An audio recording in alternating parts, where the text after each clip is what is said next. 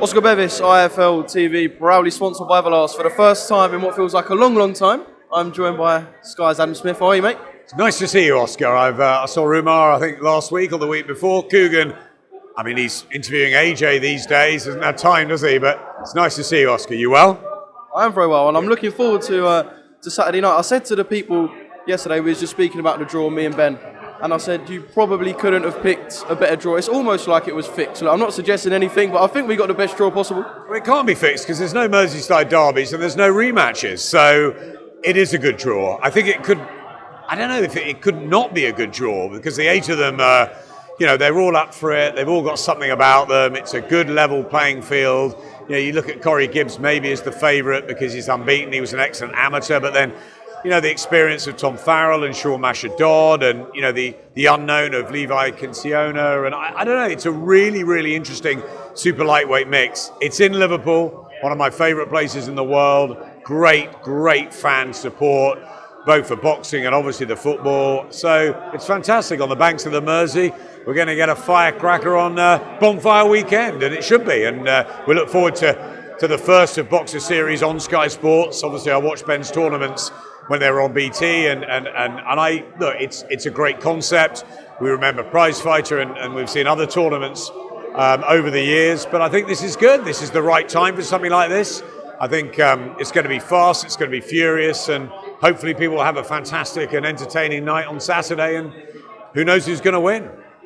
What does a tournament like this need to be able to grow? Because obviously we saw it on BT, it sort of took off early doors, and then they had a couple more shows. I think their last one was like the heavyweights, which was probably arguably their best one to date. In terms of growth, what does a tournament like this need? Just to churn out regular versions of itself?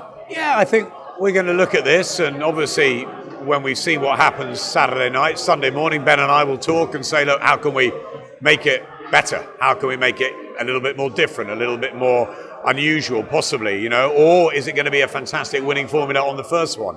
I tend to always look back at things and think, how can we improve? But first up, we've got the super lightweights. It's a great weight class. It's a great division. They've got 8 terrific guys, who some people know about, the more experienced and more seasoned ones, the names in it. But others, it's their opportunity. The likes of Sugar Cane and as I said, Corey and Levi and those guys that people may not have heard of. If, the small halls have been quieter, obviously, with the pandemic. A lot of stories, a lot of people have gone through difficult times, and Sean Masha-Dodd had a terrible lockdown. He's come through that. We know about Ben Fields' story, which is a fantastic turnaround. So we want to tell those stories. We want to see their families and friends at ringside tomorrow. It should be an entertaining and fun night. And look, we'll see if it works with super lightweights. We'll look at the different weight classes. We'll look at maybe how we can adapt, maybe how we can bring more to it. But, they've all got different colours. It's going to look different tomorrow night.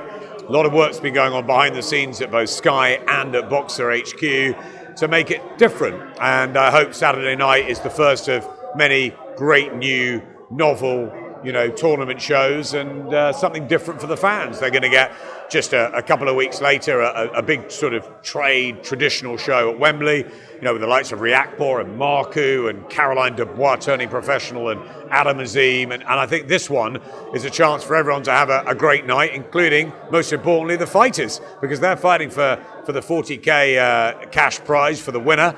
They're fighting for pride. The Merseysiders are in it. You've got a Liverpool-Manchester rivalry. You've got a Yorkshire rivalry as well. It's all happening. And I think with the head-to-heads there, Oscar, we saw a bit of everything. We saw the mouthing. We saw the respect. We saw the push. And then the complete bonkers. And then we saw the complete bonkers, which we obviously expected with Sean Masha-Dodd. When I arrived yesterday, he was barefoot and talking about having cold water and no heating, and he's finding his way through. So they're all different characters and personalities. Bring it on Saturday. Can't wait. Just one more thing. You said obviously there's a 40k that they'll be fighting for, but I'm going to ask you quite bluntly, is there a contract with Boxer and a chance to fight on Sky Sports for the ring as well regularly? Look, there may be. Let's see what happens tomorrow night, but if one of them's going to come through, let's see what happens. And with these tournaments, you don't have to necessarily win it. There's often fighters that have come through, previous tournaments, Prize Fighter, many of those that didn't win it, but they really shone in it. And I think that sometimes the winner goes on to great things. Sometimes it's one of the ones that, I was talking to Anthony Crowley yesterday, and he got beaten by Gary Sykes. He lost to Gary Sykes, I think, over 10. And it was a great field that night. They had Derry Matthews, they had Terry Flanagan, Anthony Crolla. It was a cracking field. That was in Liverpool as well. And Crolla went on, obviously, to become a world champion. So you don't have to win these things. But I think, obviously, if someone really impresses, us and Ben on Saturday, they're going to look for a very bright future. And I'll be, first to say to Ben, let's see what we can do with them.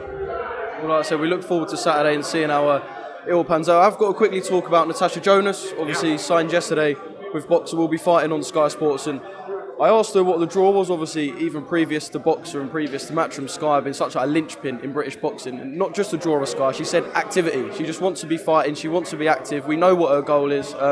It's a good signing, let's be honest. It's a great signing. It's fantastic for us. Already we have Savannah Marshall, Clarissa Shields.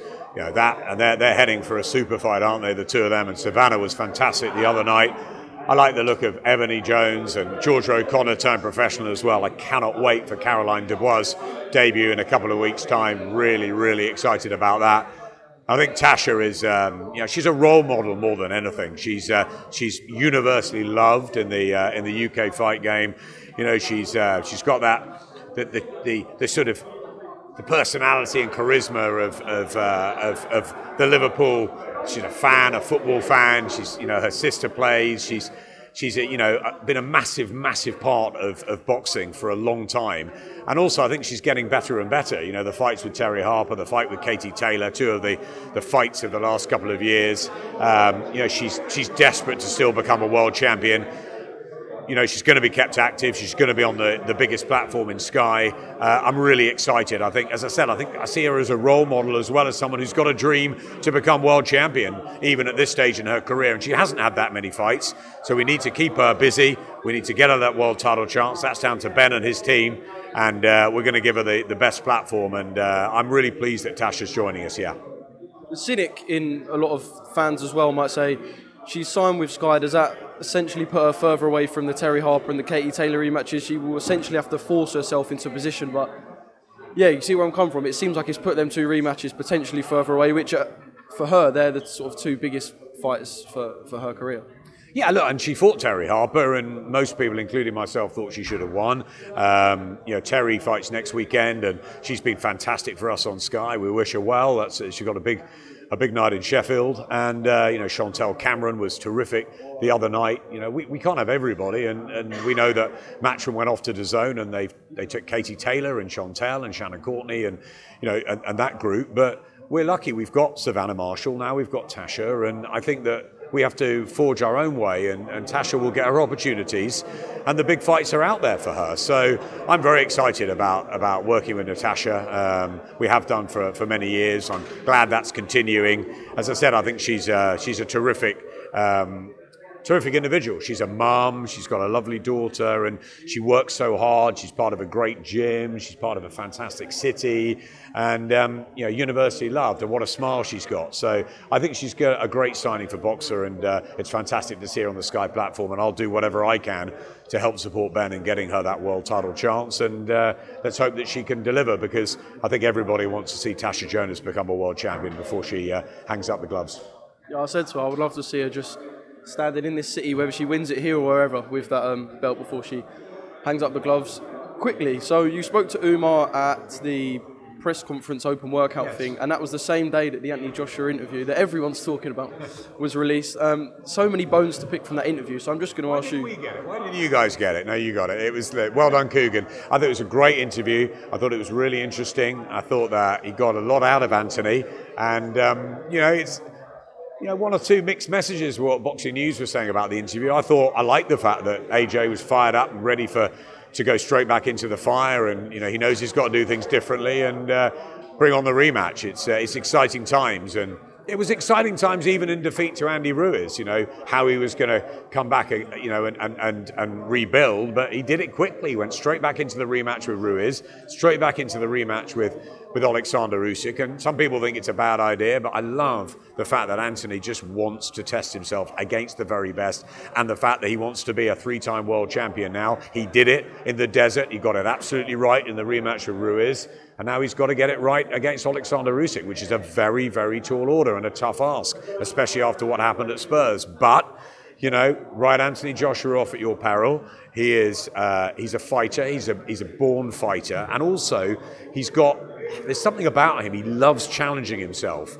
And, win, lose or draw against Usyk in the rematch, he will give absolutely everything to try and right the wrong and become a heavyweight champion all over again. And that's why we love him, and that's why we're behind AJ and have been at Sky from the very beginning, because he's a special person. He's an incredible athlete. He's a fantastic ambassador. We talk about role models like Tasha Jonas. There's been none better than AJ over the course of the last 8-9 years in British boxing, in global boxing. And it's nice to see he's the fighter again. He's got the bit between his teeth, and as Kugan found out, he wants to get in there and try and rough up Usyk and knock him out and win a heavyweight championship all over again. And we can't wait to see what happens.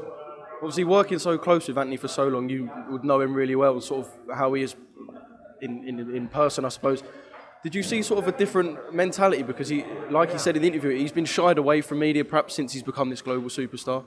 There's not many Fight Week interviews unless you're talking about sort of very big mainstream platforms. Did you see like a different switch in that interview of perhaps Anthony Joshua from around the Dillian White fight sort of times? Yeah, and those of us that have been around AJ and worked with him so closely for the last 10 years have had those sort of long chats with him, but he doesn't often do that on camera. As you say, Fight Week, everyone's fighting over a couple of minutes with him, and fighters want to just get in there and fight, so it's difficult. Obviously, he has a lot of respect for Kugan, and he's got a friendship with him, and I think he opened up, and it was a great watch. It was a very real, pretty raw interview that Kugan asked him exactly the right questions and let him talk and let him throw his feelings out there, and it was brave of AJ to do that. And I think that you can take what you want from the interview, but the most important thing is that he seems really hungry, and I've never doubted that about Anthony. I know that he'd have been gutted, absolutely devastated with losing at Tottenham. That's why he probably wanted to get out of there and just not think about it. And he probably took his time. Very, very quickly, he was on a plane to America, looking at what can help benefit him. He's got Rob McCracken, a wonderful trainer who he's been with for so long, and he's the godfather of that whole setup. And Rob, I'm sure will still have a big part to play, but he wants some advice from the States as well, different ways of going about it. He is a sponge, he is a learner, and what I love about AJ is that he's not saying I'm the greatest heavyweight of all time. What he's saying is, I want to take on the best. I want to challenge myself. He wants to fight Usyk. He wants to fight Fury. And I think whatever happens at the end of his career, he'll be known as somebody. Of course, he's already a 2-time heavyweight champion and a great. But he wants to be even bigger and better. Tyson Fury's now, the universally accepted and acknowledged number one heavyweight in the world. Of course, after what happened in the 3 fights with Deontay Wilder, Alexander Usyk has done so well. Pound for pound, he's one of the best in the world, a cruiserweight king, now a heavyweight king. We want to see those two together. But Anthony Joshua's still in the mix. Deontay Wilder's still in the mix. You've got the likes of Joe Joyce as well, others knocking at the door. Dillian White deserves that opportunity, deserves that fight with Tyson Fury. I hope that's next for Fury and White. They need that fight. I think that's great. It's a great fight for Britain, and I hope it happens here. I think Anthony, straight back into the fire, as I've said, trying to exact revenge. And you have to love him for that. Whether he plays, whether it's table tennis or running or chess that I've played with him, he wants to win. He doesn't like losing. And, you can't win all the time. And I think, the greats haven't won all the time, and Calzaghe did have that perfect career. Mayweather did have that perfect zero, but it's very few and far between. Like the likes of Muhammad Ali came back, the likes of Lennox Lewis came back, and for me, Lennox Lewis, our greatest heavyweight, still by a way. Tyson Fury's got to prove himself against done it against Wilder, but against Usyk, against AJ, there's still work for Fury. I think he's done brilliantly, and he's definitely the current number one. But to be alongside your Lennox Lewis's and your real greats, I think Tyson probably still has 2 or 3 big fights to show that. And if he then does that and retires either unbeaten or having had a great result against an Usyk or a Joshua, you've got to say he's up there with Lennox. But at the moment, for me, it's Lennox. And then you've got, Fury and AJ as an attraction for boxing.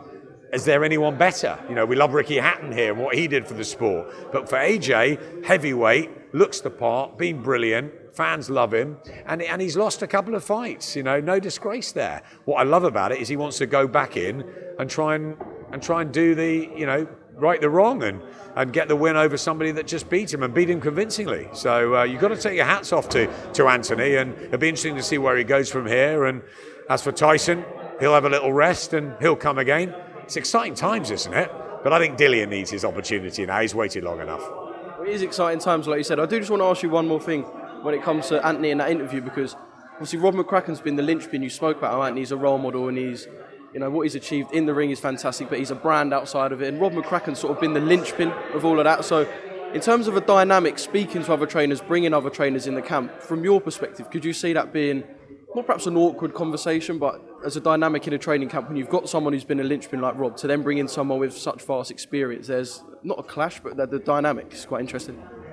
Listen, ultimately, it's Anthony's got to make the decision. It's his career, and it's his reputation, risks on the line every time he gets in the ring. I think Rob McCracken's been unbelievable for Anthony Joshua. I think he was unbelievable for Carl Froch, and look at his resume with Team GB. Just coming back with another 6 medals, and Rob was a great fighter, and he's been a phenomenal trainer. We don't need to go there. But look, he decided after the Ruiz defeat to bring in Joby and Angel just to show him different things, and Rob was the sort of, I guess, the ringmaster of it all. But he had lots of voices, and he's had a lot of voices. Will he want that to continue? Will he want a different voice? Will he just stay with Rob? Will he stay with Rob, Angel and Joby? Will he bring in an American trainer? We don't know. And I think that's for Anthony to decide. I spent a lot of time with Lennox Lewis, Vladimir Klitschko as well. And they had different trainers. Lennox had Pepe Carrera at the beginning, and then he had Emmanuel Stewart, of course, and Emmanuel Stewart trained Oliver McCall to beat him, and then he went over to Emmanuel Stewart after the loss and got the revenge on Oliver McCall 3 years later. Ratman beat him, and then he got the revenge, and he stayed with Emmanuel Stewart the whole way through. I think Harold Knight doesn't get enough credit for what he did with Lennox Lewis. Harold was the only one there from the whole way through. And I think, Rob probably should be there for the whole way through. I hope Sky are there for the whole way through. Eddie will be there the whole way through. There's a loyalty to Anthony. And I think that, he's got to think very carefully if he doesn't want to make a big change. If he wants to make a big change and go to America, he's gone over, he's seen the likes of, Virgil Hunter, Ronnie Shields and Eddie Reynoso, and he's looked at them, and maybe he's taken their advice on, and maybe he'll bring one of them in, or I can't see him going over to America and sort of leaving everything behind him with Rob. I think that Rob will still play a big part, whether he's the only trainer, whether there's others, but someone with Rob's experience. And if he's talking about going back to what he's good at and what to take on and try and knock out opponents, as opposed to maybe trying to outbox the boxer, which he did attempt to with Usyk, then maybe it is going back a little bit with Rob. But he might just think, I need to freshen up and I need an American trainer. And people are saying about the Usyk fight, Josh has always told me he wants to fight on for a good few more years. So maybe he'll want to move directions. But I'd be very surprised if Rob wasn't involved, and involved in a major way still, because he's been there all the way through, and that's been a massive part of AJ's success, a huge part. Can you stop learning? No, you've always got to learn. You've always got to ask opinions. But for me, that trip to America was more about sort of gauging who sort of thought what style he should adopt for the rematch, and just being a sponge. I remember when Scott Quigg went over to Freddie Roach, but he was with Joe Gallagher, but he went over to Freddie because he wanted to learn. He wanted to spar with some of the guys in the gym, and he packed his bags and went over. And that's a great sign. That's a great sign that Anthony went over so quickly to look at other things. But that's a conversation between Anthony and Rob and Joby and Angel. They've all got great ability, but I think Rob is absolutely proven. And if he decides to sort of part ways as a trainer, he'll certainly be taking on everything that he's learnt from Rob. I'm not sure that will happen. I think Rob will be involved, and what that role will be, we'll have to wait and see. But AJ to me is a very loyal person, and he's always surrounded himself with the right people. I think he'll stay at Sky, and I think he'll continue to utilise Rob's brain skills, and why wouldn't he? He's done so well for him for so long. Just quickly, Adam, this weekend we've got Canelo and Plant. For an undisputed fight, right, for one of the fighters to be 1-12, I was looking at the odds earlier, right? I like a little bet every now and then. 1-12 in an undisputed 4-belt fight. I don't know, everyone's really excited for it, but is it one of them again where we just can't see anyone beating Canelo Alvarez? I love Canelo Alvarez. I think he's a wonderful fighter. I think he's a great guy, a terrific, a terrific part of global boxing and has been for the last 10 years or so. He's brilliant. I love his work ethic. I love the fact that he keeps humble, and he's brilliant. And for me, he's elite, and there's no signs of anything slipping at the moment. Canelo-Plant has the opportunity of a lifetime. He's had a hard road to this. He's been very impressive at times. He's got real ability.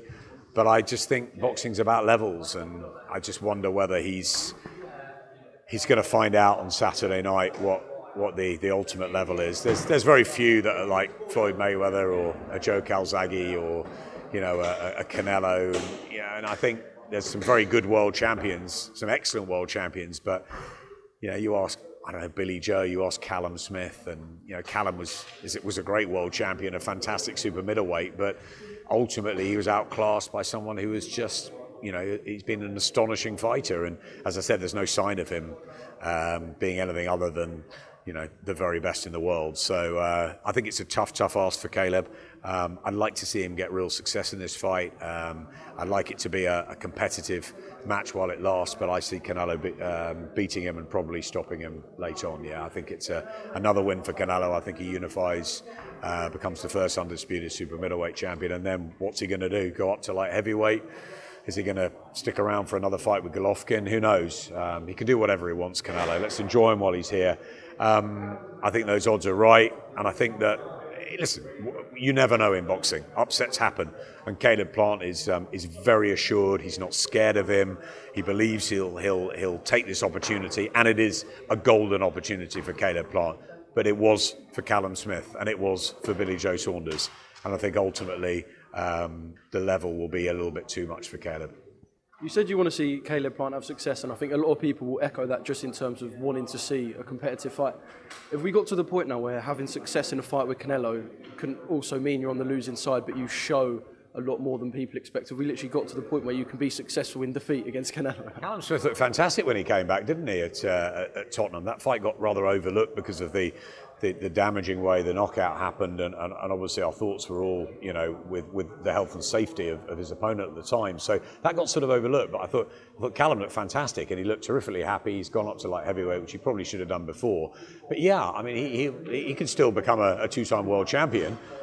Billy Joe could come back and fight Chris Eubank. It's not the end if you meet Canelo. I mean, Rocky Fielding got a chance against Canelo Alvarez. Just to say you've shared a ring. And I look back at Matthew Hatton and Ryan Rhodes and those guys. You're thinking, God, they went the distance with Canelo. Whatever they achieved in their careers, that's almost the one thing you want to tell the grandkids, isn't it? I think he's a special fighter, Canelo. He's one of the very best that has been produced from Mexico. And of course, we've been lucky enough to see Julio Cesar Chavez. I worked in an era with Marco Antonio Barrera and Juan Manuel Marquez and Eric Morales, and there's been some phenomenal fighters, obviously, from Mexico. And I think Nacho Barasing was saying this week, where did he rate Canelo? It's very difficult to compare the eras, but he's right up there with the great. He's in the spine of Mexican boxing history, and let's enjoy him while he's here. And I love being around Canelo. I'm gutted we don't have anything to do with this fight, because we get that time around him during fight week, which is special. And now he's learned a bit of English. Now he's very assured, and he's a great guy, and I miss not being around that. But we'll be watching on in the early hours of Sunday morning, and I think it'll be another special performance from Canelo Alvarez. I may be wrong, Oscar. We can't predict these things, but I'll be very surprised if Canelo-Plant pulls off what will be one of the big upsets of recent times. You say speaking English, I feel sorry for him because he has to listen to Andy McCart's Scottish while he's at this fight week. So one more thing, Adam, we saw some pictures yesterday. I don't know if you would have seen them of Scott Fitzgerald. Yeah, I did. I know Andy spoke to Eddie about it, and I saw some of Eddie's comments. It's good to see a lot of people coming together and offering help towards Scott, but I don't really know how to word this, just quite harrowing, I suppose, because we were told that Scott was in a better place, and then we see that yesterday. Yeah, a big soft spot for Scott Fitzgerald. Known him a long time, brilliant amateur. Flashes in his professional career of really becoming something, and it was Andy Scott showed me the pictures yesterday, and I was really sad. And you want to just you want to do something. Steve Wood has obviously got fighters on the card here in Liverpool this weekend. I'll chat to Steve tomorrow, but we should be trying to do something for Scott Fitzgerald. He's a warrior. He's a fighter. He's had his demons outside the ring, but this is a close fraternity. And whether it's Eddie moves to DAZN, whether it's Frank at BT, whether it's Ben and us here at Sky, we're in it because of the fighters. Rivalries and promotional outputs, we should almost put them to one side for things like that. We do it occasionally when it's the boxing writers and everyone gets together, and it's a small enclosed sport at times, and we should be looking out for fighters like that. I was very, very close to Diego Corrales, who lost his life in his late 20s in Vegas, and you get tight with these fighters, and they're human beings and they're warriors, and they put their life on the line every time for us. Michael Gomez, another one that I was close to. You never knew whether he was in training or whether he was jumping around in nightclubs, and it's and that's sort of the charisma and the character. And Scott's always been one of those who's been sort of on the edge. But my heart goes out to everyone around Scott Fitzgerald. I hope that those pictures are just maybe a warning that we should all be helping out, and I don't know the truth of them, whether it's a one-off thing, whether he's in a really bad place. I don't know. I need to talk to Steve Wood and people that know Scott better. But from my side, if there's anything that we can do to help out, he's a fighter, and the fighter's the most important part of this sport, Oscar, as you and I know. So anything that we can all do together, we should be.